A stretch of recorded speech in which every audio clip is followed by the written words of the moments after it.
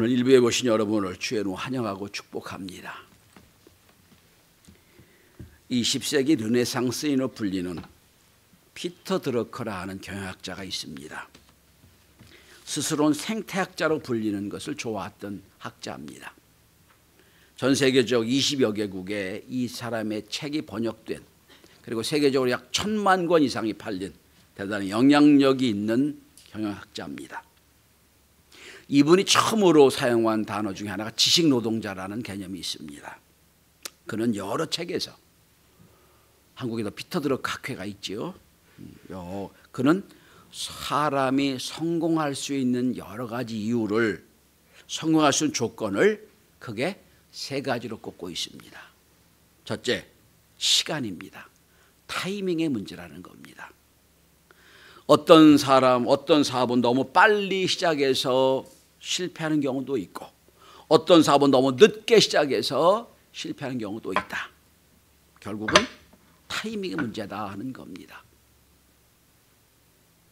지금 예를 들어 우리 중에 어떤 분이 목사님 나 주유소 영업하겠습니다, 사업하겠습니다 라고 저한테 와서 상의하면 전 도시락 싸고 다니면서 말릴 겁니다. 왜? 이미 끝났거든요. 아무리 이윤이 많이 남아도 의미가 없는 사업이기 때문입니다. 두 번째로, 나의 역량을 알아야 된다고 얘기합니다. 나의 실력이 어느 정도인지, 과연 최고의 실력을 발휘할 수 있는 실력인지, 우리 업계에서 어느 정도 위치에 있는지를 판단해야 된다는 겁니다. 대개 은퇴 후에 프랜차이즈 음식점을 생각하는 분이 많이 계세요. 본인은 음식 실력이 별론데 나 음식 만드는 거 좋아하니까 이렇게 생각하며 시작을 합니다. 99%가 망할 겁니다. 왜냐하면 그 정도 실력 갖고는 음식점을 할 수가 없거든요. 그러니까 주방장을 데리고 음식점 하겠다? 그건 전 도약 싸고 다니면 말릴 겁니다. 본인 스스로 탁월한 음식 솜씨가 없으면 음식점 할 수가 없어요. 역량을 파악해라 하는 겁니다. 세 번째는 사명이 있는가 하는 겁니다.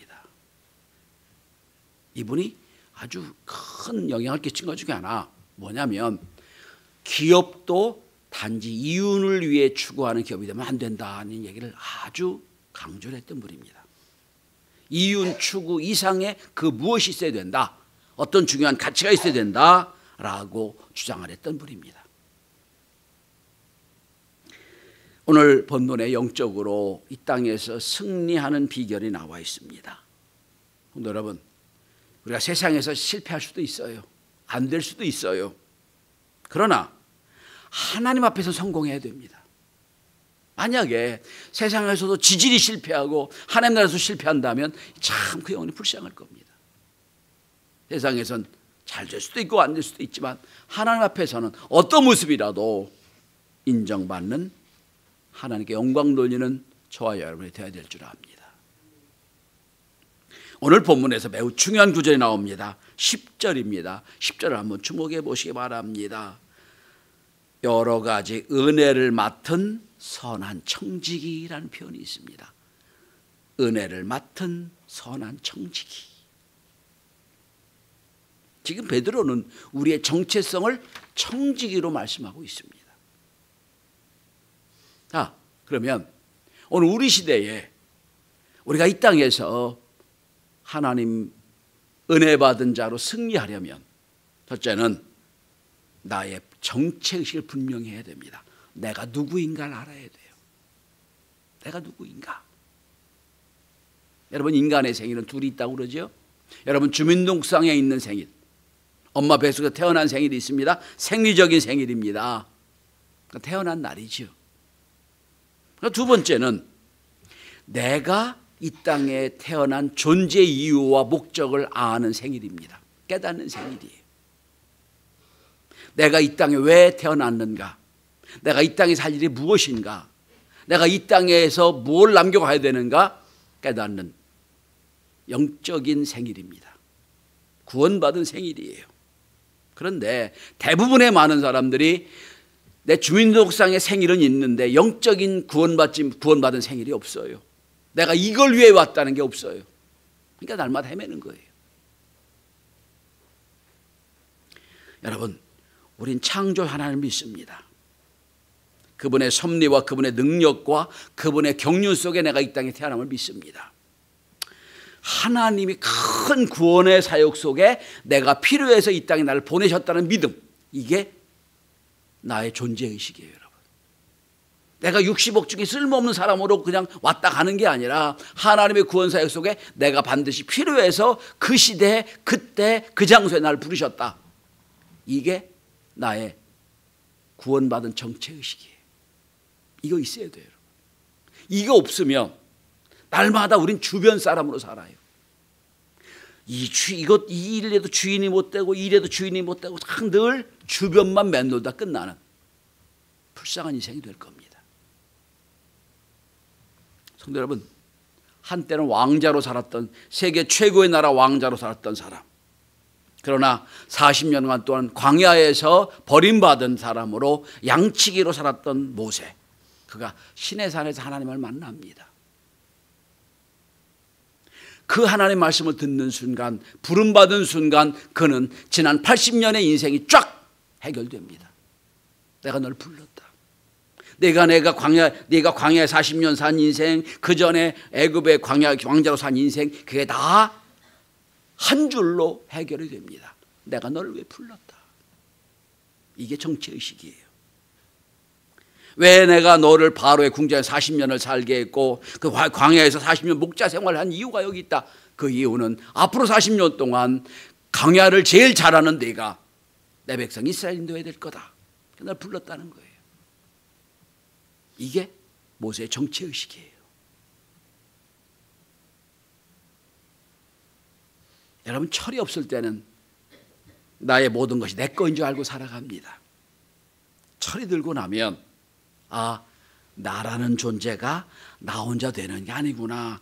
나를 이렇게 키우게 부모가 있었고 또 많은 사람들이 주위 사람들 가족이 친척이 있어 친치가 있었고 학교가 있었고 나라는 인간이 이래서 만들어졌구나 깨닫는 거예요. 여러분, 이렇게 아는 사람은 나의 모든 것 내게 아니구나.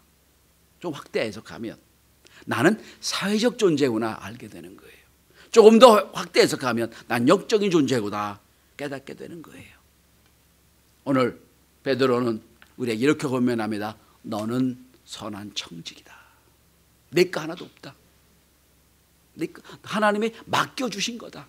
시간도 맡겨주셨고 재능도 맡겨주셨고 인생도 맡겨주셨다. 하나님이 맡겨주신 것, 그게 나의 정체의식이에요.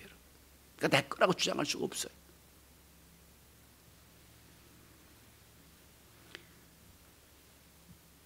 오래전에 죽었지만 지금도 세계적 영향력을 행사하고 있는 한 사람의 이야기가 있습니다. 그는 1833년 스웨덴에서 태어납니다. 화학자였고 발명가였고 세계 최초로 다이너마이트를 발견하게 됩니다. 엄청나게 돈을 벌었습니다. 혹자는 그런 말을 합니다. 그는 전쟁 무기를 만든 사람이다. 혹자는 말합니다. 아니다. 그는 산업계 혁명적 역사를 가져온 사람이다. 평가가 양분됩니다. 어느 날 조간신문에 난 기사를 봅니다. 알프레드 노벨 죽었다. 죽음의 화신 세상을 뜨다. 자기는 살아있는데 깜짝 놀라서 신문을 보니까 신문 기자가 노벨이 죽었다는 말만 듣고 동명이인 사람이 죽었다는 것을 부고를 내버린 거예요. 내가 죽음의 신, 죽음의 사역자였구나. 충격을 받아요. 그리고 그는 이대로 내가 죽는다면 난 결국 아무리 돈을 많이 벌어도 인류를 죽음으로 몬 파괴 전문가로 끝나고 말 거다 생각을 하고 그는 전 재산을 사회에 기부합니다. 이게 노벨상의 근원이 됩니다. 지금 스웨덴에 지금 노벨상을 수상하고 있는 그 모든 돈이 이 사람에서 나오는 거예요. 여러분, 파괴 발명가로 시작을 했지만 그는 깨닫고 세상을 향한 청직으로 살았던 겁니다. 이게 청직이에요. 내게 아무것도 없다는 거예요. 자, 두 번째로 내가 나의 정체성 누구냐? 이건 청직이다. 선한 청직이다. 아는 거예요. 두 번째는 나의 시간을 깨달아야 됩니다. 내 시간은 어떤 시간인가? 오늘 본문을 잘 보시기 바랍니다. 본문에서는 나의 정체성을 깨닫는 청지들의 시간관이 정리되어 있습니다. 하나님은 시간을 경영하신 분이거든요. 보십시다. 자, 첫 번째는 지나간 때라는 구절이 있습니다. 여러분 보시면 3절에 보시면 지나간 때로 족하도다 라고 되어 있습니다. 이미 지나간 과거의 시간이 있어요. 지나간 때가 족하도다 그랬어요. 여러분 내가 지금 과거에 잘못한 것 때문에 엄청나게 후회하고 탄식한다고 해도 과거를 되돌릴 수가 없잖아요. 과거는 지나간 거예요. 과거에 자꾸 노예가 되면 안 돼요. 내가 그때 그랬어야 되는데 그때 그랬어야 되는데 어떡하라고 지금. 지나간 때로 족하도다.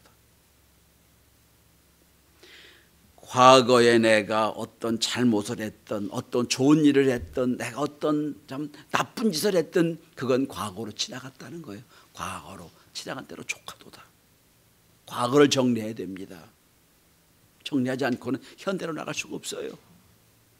우리는 과거에 혹시 잘못과 실패를 안다 그러면 다시는 그런 되돌이표 실수를 하지 않게 지금 현재 충실해야 된다는 거죠.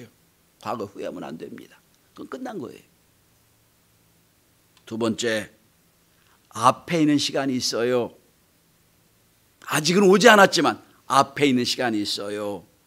여러분 그게 7절에 만물이 마지막이 가까웠다는 겁니다. 또 앞에 보면 지금 5절에 보면 이런 표현이 나와요. 산자와 죽은 자를 심판하고 예비하신 이에게 사시대로 구하리라. 마지막 때 심판의 때가 있다는 거예요. 이게 보면 앞으로 올 시간이에요. 언젠지는 모르겠어. 앞으로 올 시간이 있어요. 만물의 마지막 시간. 히브리서 9장 27절에 보면 한 번 죽는 것 사람에게 정하신 것이요 그 후엔 심판이 있으니 라고 되어 있거든요. 그러니까 언젠간 모르지만 앞으로 올 시간이 있어요. 주님 재림하시는 날 내가 주 앞에 가는 날 그 시간이 있어요. 제가 금요일도 말씀드렸죠. 내가 주님의 심판 날이 없으면 내가 주 앞에 갈 거예요. 둘 중에 하나예요. 언젠간 그 날이 있다는 거예요. 30대든 60대든 70대든 나이가 중요하지 않아요. 언젠가 주 앞에 갈 때가 있다는 거예요. 우리는 그 시간을 압니다. 자, 마지막. 그렇다면 과거의 시간은 지나갔고 앞으로 오는 시간은 심판의 날이고 그러면 오늘 나에게 준 시간은 어떤 시간이냐? 성경을 보시기 바랍니다. 자, 2절입니다. 육체의 남은 때. 이게 오늘 우리 시간이에요. 남은 시간. 과거 이미 지나갔어요. 앞으로 오는 시간 분명히 있습니다. 그런데 지금 나에게 준 잠깐의 시간, 육체의 남은 때라는 거예요. 점점 시간이 흘러가고 있어요. 점점 남긴 시간이 짧아질 겁니다. 육체의 남은 시간이 있다. 이게 현재예요. 현재. 점점 줄어지는 육체의 남은 시간. 육체의 남은 때예요. 그러니까 이렇게 시간을 아는 사람은 매 순간 시간이 소중한 거예요. 매 순간. 여러분 생각해 보세요. 우리가 여러분 무슨 질병에 걸려서 남은 시간이 6개월밖에 안 남았다 그러면 그 6개월이 얼마나 소중하겠어요, 여러분. 근데 우리는 그 사람은 6개월이라고 한정받았지만 우리는 언제 될지 몰라요. 매 순간 시간이 소중한 거예요. 육체의 남은 때예요. 자, 그렇다면 나는 선한 청직입니다. 내가 주어진 시간은 육체의 남은 때예요. 언젠지 모르요. 주인이 오시지 언젠지 몰라요. 그러면 마지막 결론은 우리가 어떻게 이 남은 때를 살아야 되는 거예요. 이게 뭐예요? 다시 오늘 본문으로 들어가 보십시다.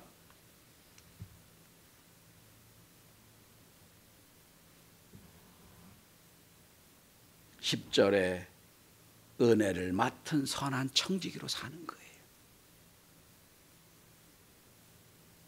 여러분, 은혜를 맡았다는 뜻은 하나님 나에게 주신 은혜가 있다는 뜻이에요. 은혜도 안 주고 맡기지 않잖아요. 주고 맡긴 거예요. 너에게 은혜가 있다. 너에게 은혜를 맡겼다는 거예요. 나에게 은혜가 있다는 거예요, 여러분. 여러분, 우리는 지금 예수의 은혜가 아니라면 지금 죽음을 두려워하는 사람이 됐을 겁니다. 근데 우리는 예수의 은혜를 받았잖아요. 십자가 은혜를 받았죠. 그러니까 죽음을 두려워하지 않아요. 언제 두고 주 앞에 갈 거 아니에요? 그 육체의 남은 때, 점점 줄어드는 육체의 남은 때를 어떻게 살아갈 거냐는 거예요. 그래서 오늘 본문의 7절부터 11절까지 육체의 남은 때를 어떻게 사는 방법을 말씀하고 있어요. 자, 한번 따라오십시오.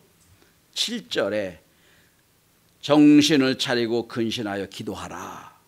8절에 뜨겁게 서로 사랑하라.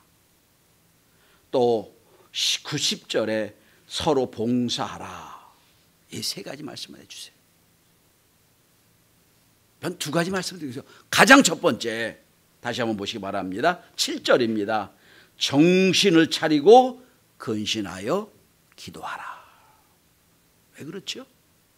여러분, 세상은 자꾸 나를 막 흔들어 놔요. 정신 못 차게 살게 해요. 그러니까 이 세상에 살다 보면 완전히 나의 정체성을 잊어버릴 때가 있어요. 그러니까 정신을 차리고 기도해라. 정신을 차리고. 여러분, 살다 보면 지금 기도 시간이 아닌지 모를 때가 있어요. 정신 못 차리면. 정신 차리라는 얘기를. 아, 내가 지금 기도할 시간이구나. 이거 정신 차리면 못 쫓아요.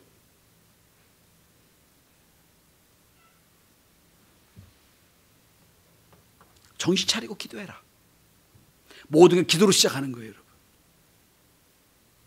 정신을 차리고 기도해라. 자, 아마 여러분 이번 주 주보 광고란을 보시면 12월에 올해 늦은비 기도회가 좀 바뀌었을 겁니다. 둘째 주 금요일로 바꿔놨어요. 마지막 주는 날마다 성도들이 뭐 여러 가지 일로 또 늦은 평가로 어려우니까 두 주로 바꾼다. 왜냐면 이게 12월 달 마지막은 여러분 다들 바쁘잖아요. 여러분, 내가 바빠, 내가 힘들어, 금방 정신 못 차리면 그냥 사라져요. 여러분. 그래서 성경은 말합니다. 정신을 차리고 깨어 기도해라. 두 번째, 8절에 무엇보다도, 다른 많은 것도 있지만 가장 중요한 건 무엇보다도 서로 뜨겁게 사랑해라. 사랑해라. 여러분, 이게 왜 그러냐면, 여러분 3절을 한번 보겠습니다. 3절. 우리가 지난 때 어떻게 살았어요? 음란, 정욕, 술 취함, 방탕, 향락, 우상 숭배, 다 나를 위한 거였어요. 내가 주인공이었어요. 이제는 사랑해라. 네 관심을 상대방에 나누어줘라. 그런 얘기예요. 사랑해라. 여러분, 베드로전서에 뿐만 아니라 사도 바울 고백도 나오죠. 점점 마지막에 가까울수록 사랑이 식어진다고 돼 있죠. 그러니 너희는 무엇보다도 사랑해라. 그럼 사랑이 어떻게 나타납니까? 자, 어떻게 나타나죠? 9절에 원망 없이 나타납니다. 원망 없는 것으로. 사랑은 여러분 주는 것으로 끝나야 돼요. 주고 나서 왜 안 주지? 사랑이 아니에요, 여러분. 주는 것으로 끝나요. 사랑이에요. 무엇보다도 서로 사랑해라.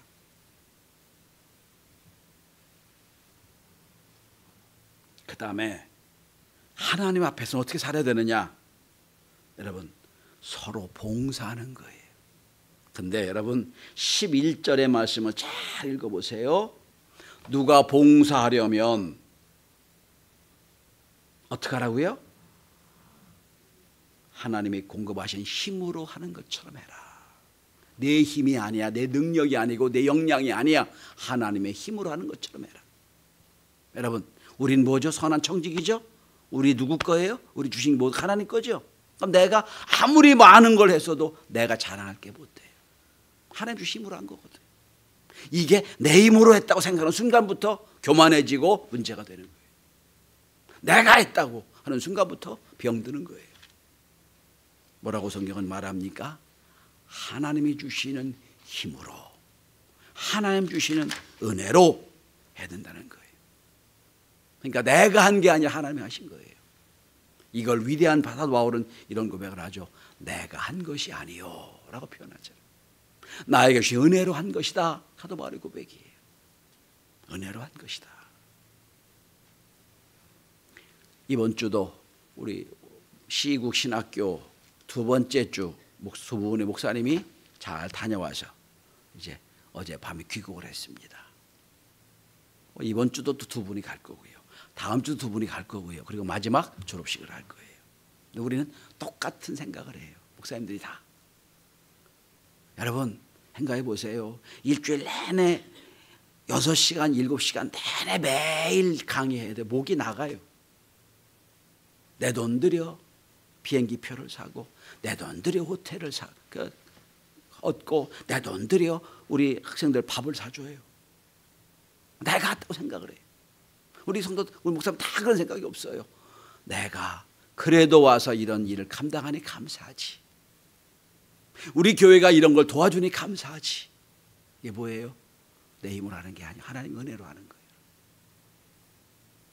아마 다음 주에, 이번 주 다음 주에 각 기관의 총회를 열어 임원을 뽑고 회장을 뽑을 겁니다. 내가 했다고 생각하는 회장 교만해집니다. 아무리 많은 걸 해놨어도 내가 한 게 아니라 은혜로 한 겁니다. 주님 주시는 능력과 주신 은혜로 한 겁니다. 고백할 수 있는 좋은 종도를 뽑을 수 있기를 바랍니다. 말씀의 결론을 맺습니다. 피터들 그런 말합니다. 시간, 타이밍의 문제예요. 에빌리티, 컴피턴스, 능력의 문제예요. 그 다음에 사명의 문제다. 오늘 베드로는 말합니다. 우리의 사명은 선한 청직이다. 우리의 시간은 뭐냐? 육체 남은 때 살고 있다. 우리 할 일은 뭐냐? 서로 사랑하는 거다.